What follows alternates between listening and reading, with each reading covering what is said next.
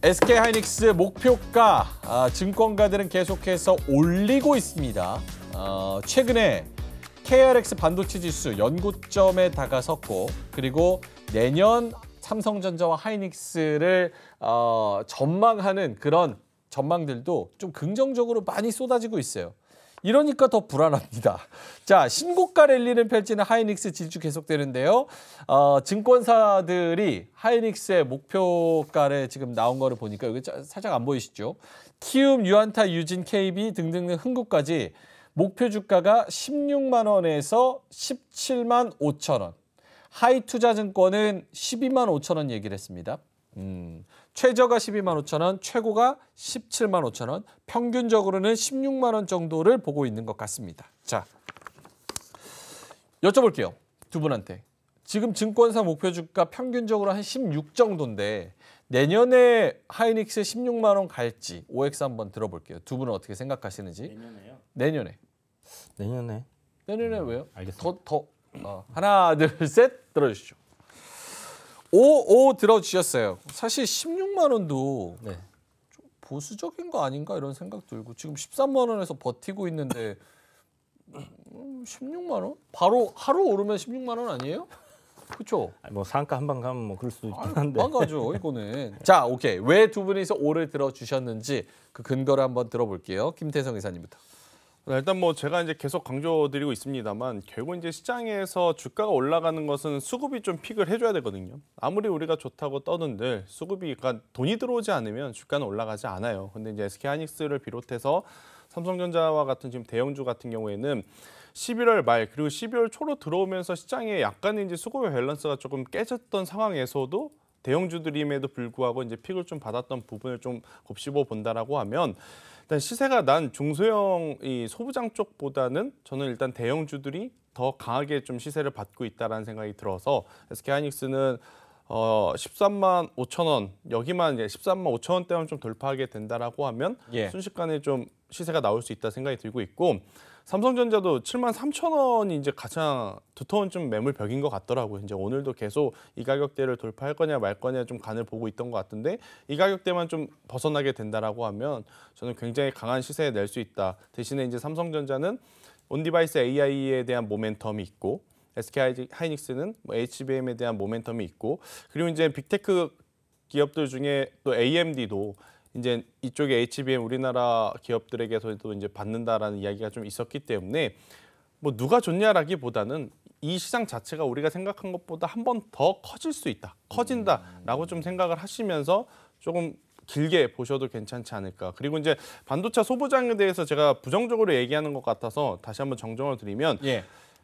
최근까지 좀 시장에서 각광을 받았던 쪽보다 오히려 그동안에 소외받았다가 올라오는 쪽을 좀 보시는 게 좋을 것 같아요. 예를 들면. 그러니까 우리가 2차 전지를 예를 들어보면 에코프로 BM, 에코프로 계속 이쪽을 보다가 이들이 쉬니까 분리막, 전액, 그러니까 뭐 WCP라든지 SK하이테크놀로지, 뭐 엔캠 이런 기업들이 좀 최근에 순환매가 돌았잖아요. 반도체 소부장주도 HPSP 이러한 쪽보다 오늘 또 새롭게 올라오는 쪽 보면 고영가 같은 기업들, 그러니까 바닥권에서 갑자기 이제 좋은 뉴스 레포트 나오면서 20% 이상 또 상승한 종목군들이 나오고 있어서 저는 오히려 이쪽에 우리가 좀 집중을 해야 된다. 그러니까 SK하이닉스와 삼성전자는 지금 갈 길 가는 상황이고 중소형 쪽에서는 이제 셈법이 좀 복잡해진 거죠. 계속 가는 기업에 투자를 하는 것보다 일단 수익을 좀 챙기고 그동안에 덜 올랐던 쪽에 다시 이제 수급이 들어가는 저는 그런 좀 흐름을 우리가 잡아 본다라고 하면 그래도 괜찮지 않을까 생각이 듭니다. 알겠습니다. 이주연 대표님도 오를 들어주셨는데 사실 채팅창에서는 삼성전자랑 같이 엮어서 물어보시는 분들이 많아요. 이상님께서 삼성전자는 외면되나요? 아직도 마이너스입니다. 말씀해 주셨고 솔리마르님께서 삼전 비중을 줄이고 하이닉스를 매수하려고 하는데 괜찮은 건가요? 이렇게 물어보셔가지고 어려운 질문 같아요. 안 됩니다. 왜요?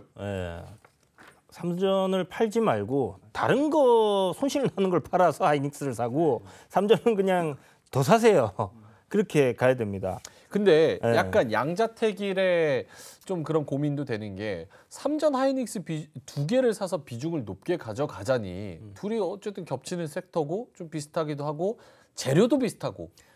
그러니까 이제 예를 들어서 반도체에 내가 전체 투자금의 한 30% 투자하겠다. 그러면 사실 뭐 삼성전자 10%, SK하이닉스 10%, 나머지 10%뭐 소부장 나눠서 한다든지 아니면 뭐 반대로 삼성전자, SK하이닉스를 5%씩 담고 네. 나머지 이제 골고루 뭐 장비, 소재 뭐 이렇게 나눠서 담는다든지 이런 게 이제 바스켓으로 담는다라고 하잖아요. 그렇게 해도 시장이 이제 좋기 때문에 저는 수익이 날 거다라고 생각을 하거든요. 근데 굳이 양자택일을 해야 될까 하는 생각은 드는데 어찌됐든 SK하이닉스가 그동안에 보여줬던 어떤 그 주가 탄력성, 삼성전자보다는 시총이 훨씬 가볍기 때문에 네. 거기서 좀 더 기대해 볼 수 있는 부분들은 분명히 있겠지만은 그렇다고 해서 삼성전자가 뭐 수익을 안 줄 거다 이런 생각은 전혀 안 들고요. 이런 걸 생각해 보셔야 돼요. 지금 반도체 사이클에 대한 얘기 굉장히 오래 여러 번 여러분들께 드렸었는데 예. 바닥을 찍고 올라오고 있어요. 내년에는 반도체 뭐 오늘 SK하이닉스 물어보는 이유도 내년에는 실적이 흑자 전환할 거고 이런 얘기들이지 않습니까? 결국은 돈을 벌 수 있는 그러니까 죽었다 살아나는 그런 섹터이기 때문에 올라갈 거고 그 상승이 클 거다라고 보는 건데 그 이면에는 수급적인 요인들 누군가 사줘야 올라가잖아요. 그렇죠. 그러면 우리가 이 외국인들 입장에서 한번 생각을 해봐요. 코리아 하면 반도체, 코리아 반도체. 자동차는 사실 코리아 코리아죠. 하면 그렇게 막 안 떠오르잖아요. 아니요, 떠올라요. 떠올라요? 네, 그런가요? 네. 어쨌든 저는 이제 반도체가 더 먼저 올 거라 생각하긴 하는데 코리아 하면 떠오르는 거 많아요. 반도체, 네. 자동차, 조선, 네. BTS, 엔터. 네네. 뭐 이거 말고도 많습니다. 네, 입이 그렇죠. 아파요. 뭐 많이 있습니다만은 어쨌든 이제 외국인들이 생각할 때 네. 우리나라의 어떤 글로벌적으로 1위를 하고 그렇죠. 있는 반도체죠. 산업 이러면 반도체거든요. 그러면 그 글로벌 1위 업체를 사람들은 담는다라고 생각을 하시면 될 것 같고 금리 인하가 되면 물론 우리나라 금리와 미국 금리 갭이 좀 크기 때문에 네. 이게 이제 반영되는 시점 좀 걸릴 수는 있겠지만은 어찌 됐든 이 금리 사이클상 이제 금리를 미국이 인하하는 시점으로 갔을 때 결국 돈들이 이머징 마켓으로 가는 거는 그동안에 계속 있어 왔던 일이거든요. 예. 그렇다면 결국은 우리나라로 이 외국인들의 수급이 들어올 때 뭘 살 거냐라는 관점으로 본다라면 저는 삼성전자 산다 생각하고 있고요. 지금 계속 사고 있습니다. 그래서 그런 관점으로 뭐 73,000원짜리 여기 지금 박스권 상단인데 뚫어내면 뭐 8만 원 갈 거고요. 8만 원에서 조금 지지부진하다가 또 뭐 경기 이제 회복된다 뭐 전자제품 잘 팔린다 뭐 이렇게 얘기 나오면 올라갈 거예요. 그래서 아까 이제 여기 그 좀 전에 얘기하셨던 것처럼 삼성전자, SK하이닉스 다 좋고요. 반도체 단에서 뭐 HBM 사실 좀 식상한 재료입니다, 그죠? 온 디바이스 이게 조금 이제 그 자리를 차지했다가 이것도 조금 더 올라가면 식상한 재료가 될 수 있어요. 그렇죠, 그렇죠. 그래서 뭐 소재 관련된 부분이라든지 반도체 섹터 단에서 지금은 실적이 올해는 안 좋지만 내년부터 회복이 되고 좋아질 수 있는 그런 종목들을 여러분들이 조금 긴 호흡으로 보시면 그냥 쉬운 장이에요. 오케이. 그냥 뭐 대충 사면 돈 벌 수 있습니다. 알겠습니다. 대충 사면 돈 벌 수 있다니요. 주식이 얼마나 어려운데요. 알겠습니다. 그럼 요거 정리를 한번 해볼게요. 두 분은 그럼 하이닉스, 삼성전자 어차피 내년도 상승률은 비슷할 거라는 쪽으로 결론이 나는 거예요? 두 분 다? 상승률로 는 SK하이닉스가 네. 조금 더 위다. 상승률은 하이닉스가 좀 더 높을 수 있고. 네. 근데 제가 그래서 요 얘기를 하고 그 다음 질문으로 넘어가는 게 뭐냐면 사실 지금 13만 원도 싼 자리가 아니에요. 그렇죠? 지금 시총이 100조인데 그렇죠. 지금 뭐 영업 적자 나오고 있는 8조. 실적으로 그리고 뭐 재작년에 영업이익 뭐 10조 뭐 이렇게 기록했던 거 생각하면 뭐 그때까지 HBM이 사실은 우리가 얘기는 많이 해서 하이닉스를 끌어올리고 있지만 매출 비중에서 차지하는 게 아직은 그렇게 높지 않잖아요. 그렇죠. 그럼 여기서 마진이 많이 남고 뭐 돈을 많이 번다 그래도 전체 매출로 생각하면은 사실은 전반적인 반도체 업황이 더 급하게 턴어라운드 해줘야지 요 밸류에이션이 정당화되는 건데 지금 그런 것 같지는 않고 그렇다고 싼 가격도 아니어서 무턱대고 많이 사자니도 부담스럽고 이래서 그 부분 가격적인 측면에서 고민이 좀 많이 되거든요. 그 부분은 어떻게 보세요? 김태성 기사님부터? 일단은 뭐 어차피 이 SK하이닉스도 그렇고 사실 반도체 그리고 2차 전지, 로봇 다 고평가 논란을 지금 피할 수는 없는 상황이에요. 그런데 이제 다가오는 2024년도에 누가 그 논란을 가장 빠르게 잠재울 수 있을 것이냐라고 하면 저는 반도체 단에 대한 수주 잔고들이 이미 있기 때문에 잡혀 있기 때문에 그리고 뭐 여러 가지 지금 방향성들이 좀 보이고 있는 상황이라서 저는 반도체 쪽은 지금도 늦지 않았다. SK하이닉스 너무 고민하실 필요는 없을 것 같아요. 투자하고 싶으신 분들은 오히려 여기서 만약 돌파해서 시세가 나면 그때 더 못 사거든요. 그렇죠. 트레이딩 하실 거라면 저는 현재의 가격과 현재 레벨 수준에서 트레이딩 해보시는 것도 좋다. 이렇게 오케이. 설명드리겠습니다. 알겠습니다. 그러면 요 얘기는 넘어가서 반도체 소부장 쪽으로 가볼게요. 한 2, 3분 쓸 수 있을 것 같은데 저도 이제 많은 분들을 만나서 내년도 전망을 슬슬 듣기 시작합니다. 그래서 증권사에서는 내년도 어떤 섹터가 주도 섹터가 될 것이냐 그리고 어디가 가장 확률이 높을 것이다라는 이야기를 굉장히 많이 듣는데 공통적으로 하는 이야기가 자율주행 플러스 AI 특히 이제 하드웨어 쪽. 그러니까 여기밖에 한국은 지금 확실하게 볼 거는 요거밖에 없다는 거예요.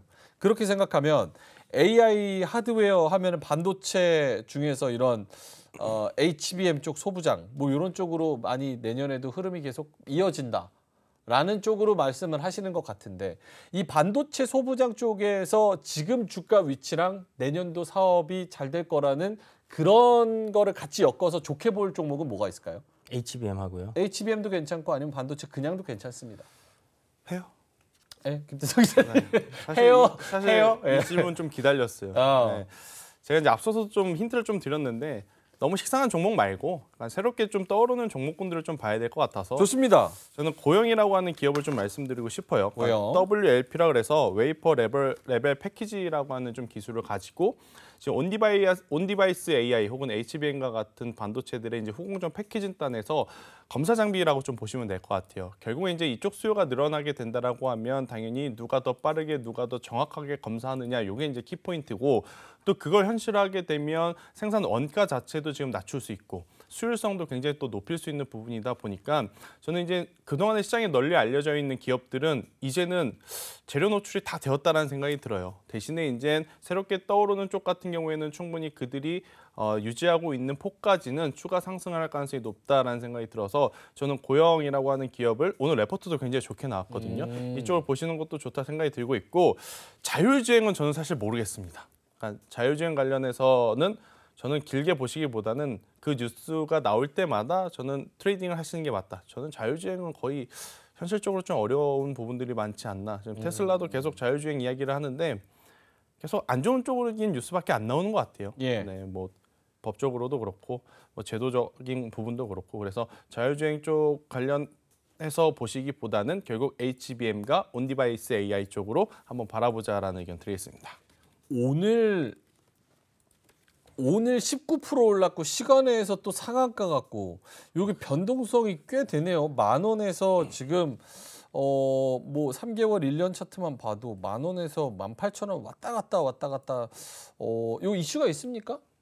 근데 그동안에 안 했던 부분에서 이제 이 검사 장비로서 부각이 되다 보니까 이제 시장에서는 저와 같은 생각을 하시는 사람들이 많을 거예요.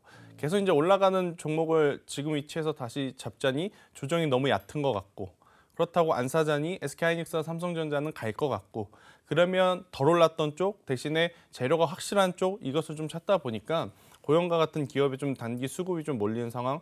일단 내일 시초에 갭이 뜨면 트레이딩은 저는 어렵다라고 현실적으로 말씀드리겠지만 13,500원대에서 14,500원대 사이에서는 저는 충분히 트레이딩 해볼 만하다. 그러니까 매수를 하시면서 추후에 추세를 한번 기다려 볼 만하다라는 의견 드리겠습니다. 알겠습니다. 김태성 이사님 말씀해 주셨고 이주연 대표님은 이렇게 반도체 소부장 쭉 끌고 갈 만한 괜찮은 종목들 주가 위치도 괜찮고 사업도 괜찮고 주목도 많이 받고 반도체 소부장 글쎄요. 없으시면 없으시면 꽤나 많이 올라오긴 했는데 네. 뭐 여전히 저는 동진 세미캠이 괜찮다 생각을 하고요. 이제 조정 나오면 뭐 한번 돌릴 때 이렇게 좀 내려왔다가 내려올지는 모르겠습니다. 추세 유지를 하고 있기 때문에 혹시나 조정 나오면 공략해볼 만하다 생각하고 지난번에도 이야기 드렸던 솔브레인 홀딩스 같은 경우 2차 전지랑 이제 산업 같이 하거든요. 이것도 지금 전고점 돌파해서 올라가고 있는 흐름인데 이게 오히려 조금 더 주가 탄력은 더 괜찮을 것 같다라는 생각이 듭니다. 그래서 이런 거 보시는 것도 나쁘진 않을 것 같다는 생각이 드는데 예. 자율주행 관련해서 이 지금 막 어떤 이거 어디다 투자해야 되나 이런 고민하시는 분들 많잖아요. 그냥 테슬라 사시면 돼요. 차라리 네. 테슬라 우리나라에서는 물론 자율주행 관련 종목들이 움직임이 나올 수는 있다 생각해요. 왜냐하면 내년 초로 기아, 현대차에서 레벨 3 자율주행 발표하는 거 연기됐기 때문에 그거 시점 다가오면 주가 다시 움직일 수 있거든요. 뭐 프론티어 이제 뭐 저기 자율주행 관련 종목들 내에서 지금 우상향하는 흐름들 뭐 그런 종목들 공략해 보셔도 나쁘진 않겠지만 매매를 하실 거 아니면 네. 그냥 뭐 테슬라 사놓으면 되지 싶습니다. 지금 채팅창에서도 사실 그런 얘기 많이 하시거든요. 그러니까 편하게 사서 쭉 들고 갈 것 같으면 미장에서 테슬라. 무언가 승부를 보는 게 더 확률이 높지 않겠냐 네. 이런 말씀들 하시고 사실 뭐 한미반도체도 뭐 다른 HBM 종목도 정말 미래를 약속할 것처럼 많은 얘기들을 했었는데 주가는 지금 뭐 58,000원, 62,000원 여기 사이에서 왔다 갔다 하고 있는 그런 상황이고 제가 항상 이야기 드리지만 아까 얘기하신 것처럼 SK하이닉스 지금 싸지 않잖아요. 사실 다 선반영하고 있잖아요. 2차 전지도 선반영이고 네. 뭐 테마주도 마찬가지입니다. 초전도체도 20년 뒤를 선반영해서 올라간 거예요. 그래서 20년 뒤를 선반영할 수가 있군요. 네, 그렇게 이제 사람들의 꿈과 희망으로 주가는 움직이는 네. 이게 바로 주식입니다. 그렇기 때문에 오케이. 뭐 그냥 알겠습니다. 그렇게. 솔리마르님께서 하이닉스는 13만 원대에 들어가는 게 고점 아닌가요? 이렇게 말씀을 하시는데 그래서 좀 애매한 것 같아요. 그러니까 하이닉스가 거기보다 더 많은 밸류를 받으려면 실제로 엔드 때에서 이제 마이크로소프트나 오픈 AI나 구글이나 이 AI가 얼마나 범용적으로 사람들한테 AGI로 많이 쓰이느냐가 확인돼야지 한 단계 레벨업되는 밸류를 받지 않을까 이런 생각이 좀 들고 알겠습니다. 자 그러면 요것만 시간이 애매하게 남아가지고 한 30초, 1분 두 분은 요거 그냥 캐주얼하게 여쭤보는 겁니다. 내년에 다크호스로 떠오를 섹터는 어디라고 생각하세요? 지금 사람들이 얘기는 많이 안 하지만 의외로 얘네가 수익률을 좀 많이 줄 것 같다라고 생각하는 부분이 있다면? 있었는데 있었어요? 어떤 거죠? 방산이 있었거든요. 방산? 네. 근데 많이 올라서 저희 뭐 골드만삭스가 얘기를 하는 바람에 저는 좀 고민을 해봐야 될 것 같습니다. 괜히 알아서 잘 갈 섹터에 뉴스를 좀 올려가지고 가야 될 타이밍에 지금 먼저 가게 되면 수급이 꼬이거든요. 아하. 그래서 일단 방사는 좀 길게 보면 저는 좋다라고 보는데 지금보다는 가격적으로 좀 메리트가 생기면 LIG 넥선이 되게 아쉽죠. 아쉬운데 또 이런 거는 우리가 미리 알 수가 없기 때문에 저는 오히려 이왕 이렇게 된 거 방산을 좀 기다려 보시는 게 더 맞지 않을까. 네. 방산이 괜찮았었는데 요게 또 그렇죠. 미리 또 손탄 그런 느낌이 있어서 이주연 대표님은요? STO? STO? 네. 진짜요? 네, STO. 이야. 그러니까 뭐 서프라이즈 할 수 있는 거는 여기가 그냥 테마로 끝난다라고 생각을 하고 있는데 의외로 하나의 큰 사업이 될 수 있다라는 관점에 상승 흐름이 좀 크게 나올 수 있지 않겠나. 코인 시장이 죽지 않는다면 그래 될 것 같아요. 알겠습니다. 자, 금년 뭐 12월을 마무리하면서 내년에 어떤 섹터가 갈지에 대한 목소리도 많이 나오고 있으니까 한번 들어보시면 좋을 것 같고 남들이 다 좋다고 하는 섹터는 또 쉬는 경우도 꽤 있더라고요. 그래서 참고로 하시면 좋을 것 같습니다. 이로운 경제 채널 EBC